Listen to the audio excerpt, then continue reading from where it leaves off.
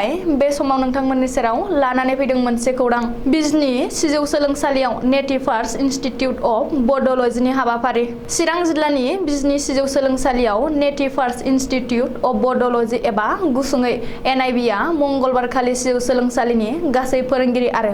फरायसाफोरजों लोगोसे दिथागिरिफोरखौ लाफानानै मोनसे सोलोंथायारि हाबाफारि लायो 16 आगस्ट आरो 19 आगस्ट साननैनि हाबाफारिजों खुंनो लानाय बे सोलोंथायारि हाबाफारियानो जादों गुबैयै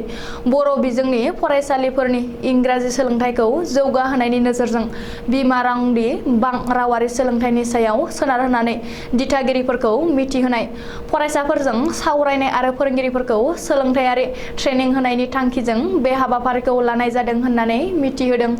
सिजौ सोलोंसालिनि डाइरेक्टर फुलिचरन बसुमतारी SMDC नि आफादगिरि सन्तला बसुमतारी नेहाथारि रहेनाथ दैमारी आरो ट्रास्ट बर्डनि नेहाथारि लन्दराम बर' फुंखा सुबुं महरै आमेरिकानि नर्थ टेक्सास मुलुगसोलोंसालिनि research scholar Mary Burke NIB नि project coordinator doctor Praphulla Basumatary NIB नि प्रजेक्ट कअर्डिनेटर डक्टर सुभाष राभामोनहा बाहागो लादों मंगलबारखालि गिबियाव फुंनि 9 रिंगानिफ्राय 10 रिंगासिम बिजनी बियाबनि बाथौ गौथुमा बाथौ आरज हाबाफारिजों हाबाफारिखौ जागायजेनहोयो बेनि उनाव नैथि हाबाफारि बायदियै फरायसाफोरजों मोनसे क्लास सोंनाय फिननाय हाबाफारि लानाय जायो